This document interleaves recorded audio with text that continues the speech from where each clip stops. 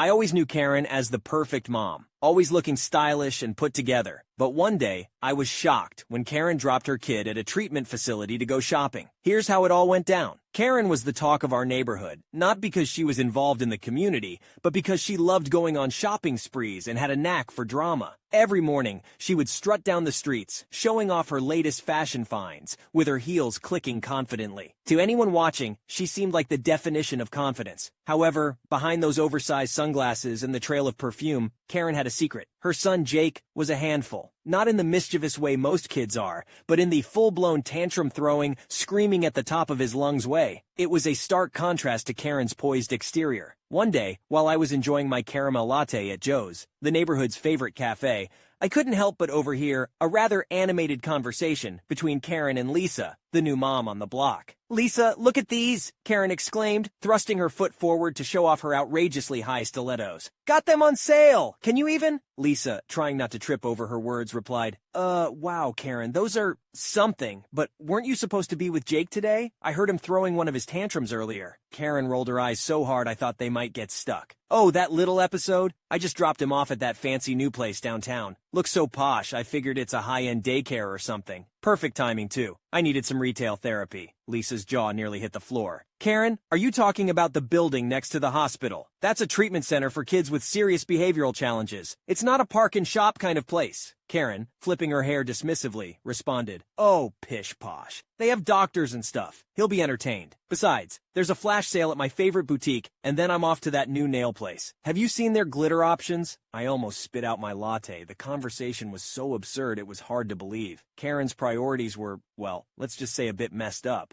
I shook my head in disbelief. It was one thing to be oblivious, but this was on another level. After overhearing the conversation at Joe's cafe, a sense of urgency gripped me. Jake wasn't just another kid from the neighborhood. He was someone I had seen grow up, someone whose well-being mattered to me. The thought of him sitting alone at the treatment facility, under the assumption of it being a mere babysitting service, was unsettling. I quickly settled my bill and headed to the facility. As I entered, I found Jake sitting in the waiting area, looking out of place amidst the serious atmosphere. He seemed lost, clutching a toy in his hand. My heart ached seeing him like that. "Jake?" I called out gently. He turned, his eyes brightening a bit upon recognizing me. "Oh, hey," he replied, his voice shaky. I knelt down beside him. "What are you doing here, buddy?" He shrugged. "Mom said it's like a daycare, but it's not. It's different." I sighed, realizing the gravity of Karen's mistake. "Come on, Jake, let's get you home." He nodded, looking relieved. As we walked back, the silence between us spoke volumes. When we reached Karen's house, I could see her through the window, flipping through a fashion magazine, completely oblivious to the chaos she had inadvertently caused. Taking a deep breath, I knocked on the door. Karen opened it, her expression shifting from surprise to confusion upon seeing Jake and me. "Jake, why are you here? I thought the facility would watch over him for a while," she began, but I interrupted her. "Karen, that's a treatment facility, not a daycare. You can't just leave Jake there and expect them to babysit him," I stated firmly. Karen's face turned a shade of red, a mix of embarrassment and realization. I thought they'd take care of him for a few hours. I didn't think it was a big deal." I sighed. "It's not about how long he's there, Karen. It's about understanding the purpose of the facility and being there for Jake when he needs support." Jake, trying to hold back tears, said, "Mom, that place was scary. I thought you'd left me there." Karen, with a hint of irritation in her voice, responded, "Jake, I told you it was like a daycare. They have professionals, don't they? I needed some time for myself." Jake looked at her, disbelief evident in his eyes. "But Mom, it wasn't like any daycare I've been to." Karen rolled her eyes. "You always make a big deal out of everything. I thought they'd take care of you, and I could get a break." I watched the exchange, feeling a mix of anger and concern. Handing Jake's backpack to Karen, I said, "He's your son, Karen. He needs you to understand and support him, especially when he's scared." Karen just huffed, not even bothering to look at me. She mumbled, "Thanks for bringing him back," with no hint of genuine gratitude in her voice. I nodded, giving Jake a reassuring pat on the shoulder. "Take care, buddy," I whispered to him. As I walked away, I couldn't help but hope that this incident would serve as a wake-up call for Karen, making her realize the importance of being there for her son. After the incident at the treatment facility, word quickly spread around the neighborhood about Karen's oversight. It wasn't long before someone, perhaps out of genuine concern for Jake, tipped off Child Protective Services, CPS. One evening, while I was casually watering my plants, I spotted a CPS car pulling up to Karen's house. Two officials stepped out, looking like they meant business. They knocked on Karen's door, and when she answered, her usual confident demeanor was nowhere to be seen. Instead, she looked genuinely worried. After a while, the officials came out with Jake, who had a small backpack slung over his shoulder. Karen, trying to hold back tears, was having a heated discussion with them on her porch. It was clear Jake was being taken away for a temporary period until things got sorted out. The neighborhood was abuzz with chatter over the next few days. Some felt Karen had this coming, while others thought it was a bit of an overreaction for a one-time mistake. But everyone agreed on one thing: it was a wake-up call about the importance of being there for your kids. A few months down the line, Karen and Jake were back together. Karen seemed to have toned down her shopping sprees and was more present for Jake. She even started attending some parenting workshops at the community center. Jake, on his part, seemed happier and more at ease.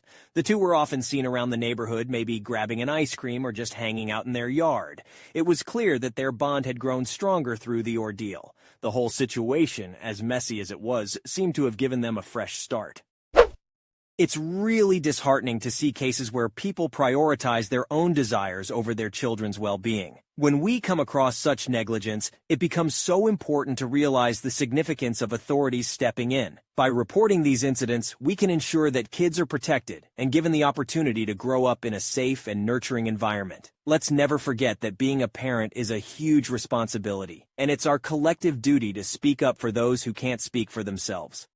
I never could have imagined that a simple miscommunication would lead to a series of uncomfortable encounters, strained relationships, and a shocking resignation. Little did I know, our nanny's departure would set off a chain of events that would threaten the stability of our family. Here's how it all went down. I'm a 29-year-old woman married to my 34-year-old husband, and together we have two lovely daughters. Our eldest, now 4, was just 2 when I was pregnant with our second child, a baby girl. Juggling the needs of a toddler in a pregnancy was quite a challenge, especially when my husband had to spend long hours at work. That's when we decided to hire a nanny, a decision that would prove to be a game-changer for our family. Our nanny, a 21-year-old with boundless energy and a heart of gold, came into our lives over a year ago. She stepped in when I needed help the most during those last few challenging months of pregnancy and the demanding postpartum period. With none of my friends in the midst of motherhood yet, and no close relationship with my own mother or mother-in-law, I was feeling somewhat adrift in the sea of parenting. But our nanny brought stability and comfort into our home. She wasn't just a caregiver, she was a lifeline. She cooked incredible soups and stews from her own cultural background, specially designed to nourish and support pregnant women. I can't tell you how much those meals meant to me. Besides, she had a magical way of managing our active toddler, introducing the concept of quiet time, which felt like a small miracle in itself. Our nanny's qualities went beyond her culinary skills and childcare expertise. She was punctual to a fault, kept our home spotless, and was an absolute joy for our girls. She effortlessly juggled the roles of playmate and teacher. Oddly enough, my husband had only met our nanny once, during a brief Zoom meeting when we first hired her. Their paths never crossed again since she arrived after he left for work and left before he returned. It seemed like they existed in parallel universes within our home.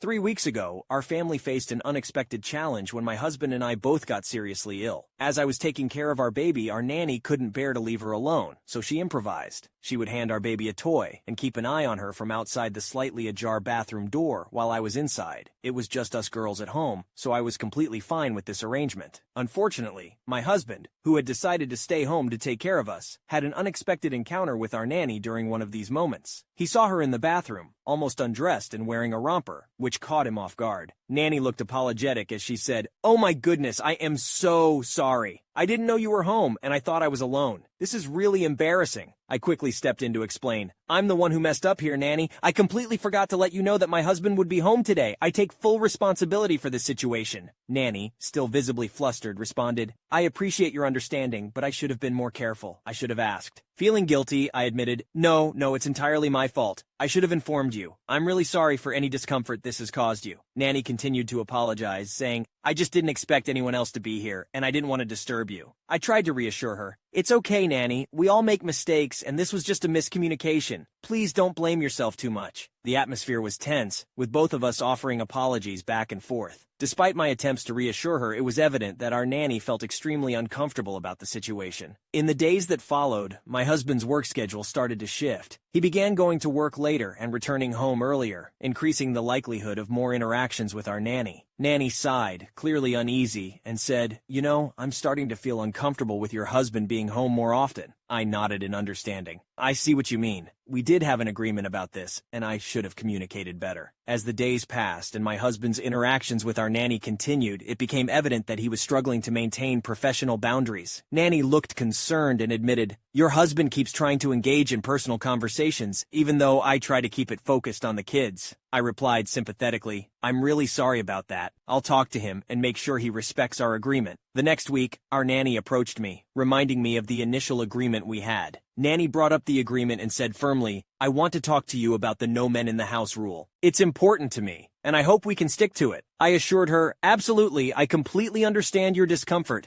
and we will address this with my husband. It's crucial that you feel comfortable in our home." So I sat down with my husband, and he genuinely apologized to both our nanny and me for his behavior. He promised to respect our agreement and assured us that he understood the importance of maintaining a comfortable and professional atmosphere within our home. The following day, however, he dropped a surprise bombshell, informing me that he had to work from home temporarily because his office was undergoing renovations. We discussed this with our nanny, and my husband assured us that he would stay confined to the upstairs area while she continued her duties downstairs. This arrangement seemed to work seamlessly for the remainder of that week. But on Monday, there was a little slip-up. I was upstairs when I heard my husband mutter, "Forgot my coffee," to himself. I didn't pay much attention until I heard him start chatting with our nanny. "Hey, how was your weekend?" he asked casually. "Good," she replied curtly, her voice hinting at discomfort. Not picking up on her cues, he pressed on, "Did you see your boyfriend over the weekend?" There was a pause, and then she responded, "I don't have a boyfriend." I felt my heart rate pick up. Why was he asking her such personal questions? I couldn't just stand by and listen. Rushing downstairs, I interrupted, "Is everything okay here?" My husband looked taken aback, and our nanny seemed relieved. "I was just making conversation," he said defensively. "I think it's best if we keep things professional," I said, my gaze fixed on him. Turning to our nanny, I apologized. "I'm so sorry about that. It won't happen again." She nodded, and I could see the gratitude in her eyes. The rest of the day was filled with tension, and I knew we had a lot to discuss once we were alone. After we all went upstairs, I gave my husband a piece of my mind. I was so disappointed in him, and made it clear that he had completely broken the agreement we had made. He promised to stay away from our nanny, both physically and in terms of personal conversations. It didn't escape my notice that he had been checking the nanny cam quite often, and when I asked him about it, he said it was just to keep an eye on the kids. I said angrily, "How could you do this? We had an agreement, and you completely disregarded it. It's not only disrespectful to our nanny, but it's also damaging our family and our relationship." He stammered, trying to justify his actions. "I was just trying to make conversation. I didn't mean any harm." I told him that was totally out of line and made her really uncomfortable. "You need to realize the impact of your actions and take responsibility for them." He looked guilty, realizing how serious his mistake was. "You're right. I messed up big time. I'm really sorry for what I did. I promise it won't happen again." I sighed, feeling a mix of anger and disappointment. "It's going to take a lot to earn back our nanny's trust and fix the damage you've caused. We need to make things right and make sure this never happens again." He nodded, genuinely remorseful. "I'll do whatever it takes to fix this. I don't want to lose our nanny or put our family at risk." I looked at him, determined. "We need to have a serious talk about boundaries and respect. It's crucial for our kids' well-being and the harmony of our home." As we sat down to discuss the situation further, I couldn't help but wonder if our family would ever be the same again. The incident that unfolded the next day left me in a state of disbelief and anger. I was upstairs nursing a terrible stomachache, the result of my lactose intolerance. My husband had mistakenly used whole milk in our coffees, and I was paying the price. "Can you handle things with the nanny today? Make sure she locks up when she leaves," I called out to him, hoping to rest and recover. "Sure, don't worry about it," he replied. As I lay in bed trying to find relief, I heard snippets of their conversation from downstairs. "So, what kind of guys are you into?" I heard my husband ask. There was a pause, and then our nanny replied, her voice hesitant. "Excuse me? You know, your type. I've dated black women before, you know," he continued, his tone casual as if he was discussing the weather. I felt my blood boil. What was he thinking? Why would he bring that up? Before I could process what was happening, I heard a shuffle and then our nanny's voice, sharper this time. "Can you please not touch me?" "Oh, come on, I was just trying to get to the fridge," he responded, his tone dismissive. I couldn't believe what I was hearing. Not only had he crossed a line with his words, but he had also invaded her personal space. I knew I had to intervene. But first, I needed to gather my thoughts and figure out how to address this situation. I stormed into the living room, my face flushed with anger. "What on earth were you thinking?" I demanded, my voice shaking. He looked up, startled. "What are you talking about?" "Don't play dumb with me," I snapped. "I heard everything. How could you be so thoughtless and inappropriate with our nanny after everything we've discussed?" He sighed, running a hand through his hair. I'm sorry. I don't know what came over me. It was a stupid mistake. A mistake? This is beyond a simple mistake. You've made her uncomfortable in her workplace. Do you realize the gravity of your actions? I continued, my voice rising with every word. He looked down,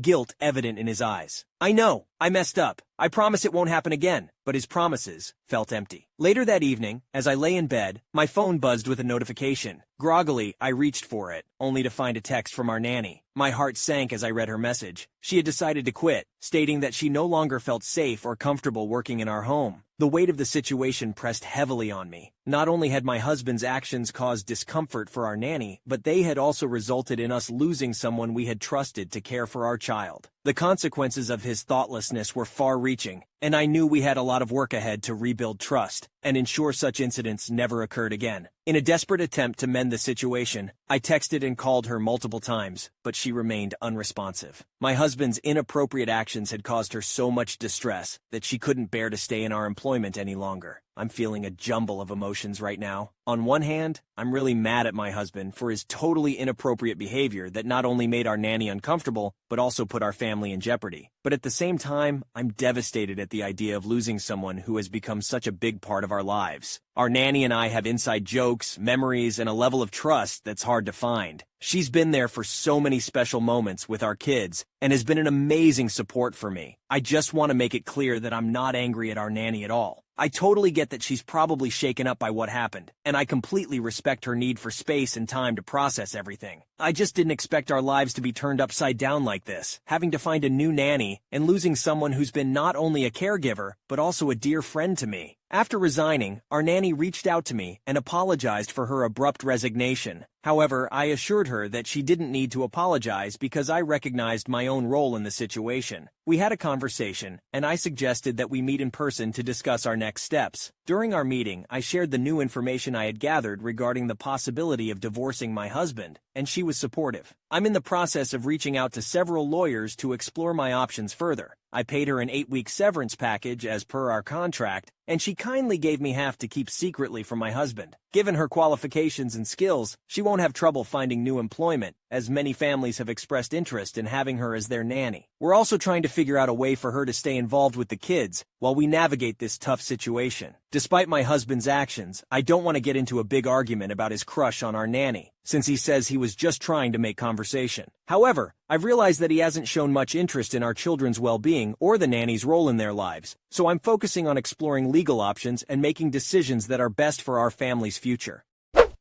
It's unfortunate to see how the husband's inappropriate behavior has caused such turmoil in their family. It's clear that the nanny made a smart decision to leave, prioritizing her own well-being and professional boundaries. It's important to create a safe and respectful environment for everyone involved, and I hope the family can find a way to address these issues and move forward in a positive direction.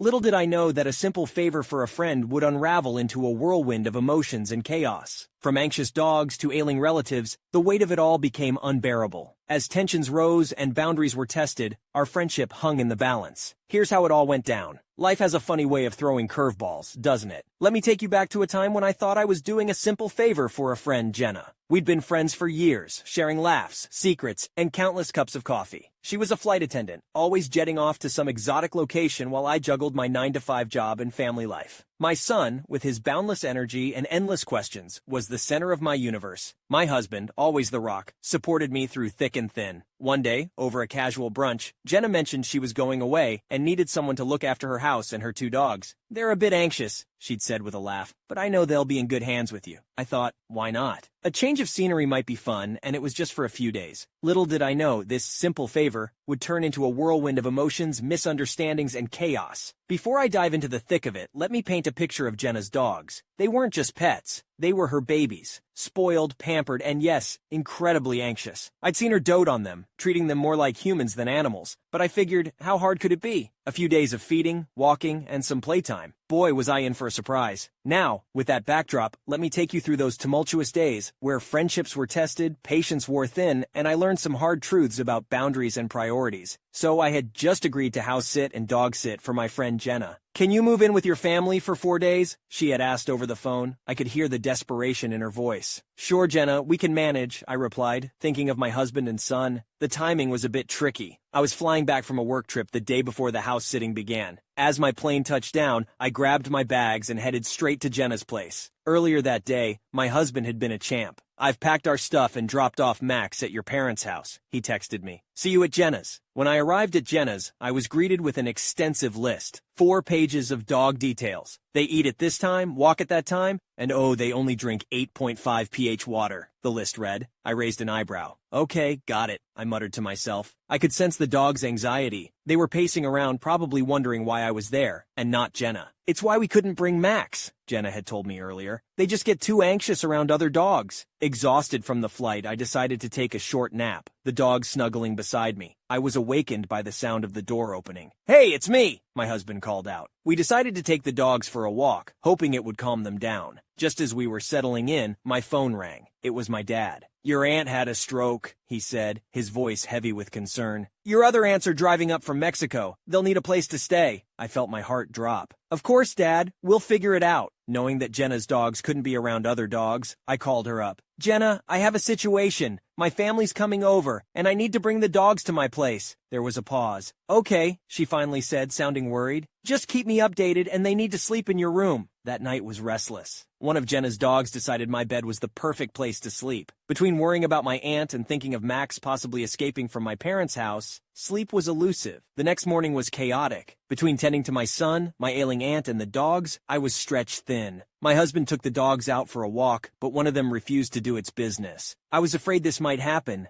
Jenna texted me. "They get anxious in new places." The weight of everything was becoming unbearable. My son, with his big, innocent eyes, looked up at me, seeking attention. He had missed me during my work trip, and now, amidst all the chaos, I was unintentionally pushing him aside. I dialed Jenna's number, hoping for some support. "Jenna, I'm drowning here," I began, trying to keep my voice steady. "Can someone else take the dogs? Can you come home?" She sounded exasperated on the other end. "I can't call out and there's no one else. My mom's furious at you, by the way." I felt a pang of frustration. "What about your cousin? She's just 2 blocks away." "She has her own dogs and won't leave them," Jenna replied curtly. I was at my wit's end. "Jenna, I'm trying my best here. I need you to help find a solution." She went on about how her dogs couldn't be left alone, even though they had a spacious house and lawn. "It's messed up that they'll be alone. You're abandoning them," she accused. "I'm not abandoning them," I shot back, my voice rising. "They're still with me, fed, walked, and loved. But we need to find a solution." The tension was so thick, and in a moment of pure exhaustion and frustration, I lost my cool with my son. The guilt hit me right away, and I retreated to my room, tears streaming down my face. I knew it wasn't his fault. Jenna's next call was the last straw. "Just drop off the dogs. I've got it figured out," she said in a cold tone. Later on, I found out that she managed to catch an earlier flight back home and decided to take matters into her own hands. I drove to her place, and the car ride was filled with an uncomfortable silence. As I handed over the dogs, our eyes briefly met, but neither of us said a word. The unspoken tension hung heavily in the air, like a thick cloud of unresolved feelings and unsaid words. I sighed, realizing that our friendship was probably over. The dogs, as sweet as they were, seemed to mirror Jenna's anxiety. And it struck me, the 4 pages of instructions were solely about the dogs. No mention of Wi-Fi, where to find essentials, or even a simple make yourself at home. I doubted she'd even pay me for the time I had spent, but at that point I didn't care. All I wanted was some peace. Am I a jerk for that? A week later, after the dust had settled, I received a package at my doorstep. Inside was a handwritten letter from Jenna and a small box. The letter read, "I've had time to reflect, and I realize I put you in an impossible situation. I'm sorry. The dogs are more than just pets to me. They're my emotional anchors. Maybe I've leaned on them too much, and in doing so, I've made them as anxious as I am. I hope you can forgive me." I opened the small box to find a beautiful pendant with an engraving. "True friendship withstands the storm." Tears welled up in my eyes. Maybe, just maybe, there was hope for our friendship after all. But as time went by, Jenna and I slowly drifted apart. We'd occasionally exchange texts, but the closeness we once had was no longer there. One evening, while strolling in the park, I happened to spot Jenna in the distance. She was with a man, laughing and looking carefree. The dogs were happily playing alongside them. It made me realize that life sometimes pushes us to confront our own reflections, to face our insecurities and anxieties head on. And through that process, we find our own paths to healing. Jenna had found hers, and I had found mine. Our friendship may never be the same, but we both grew and learned from the experience.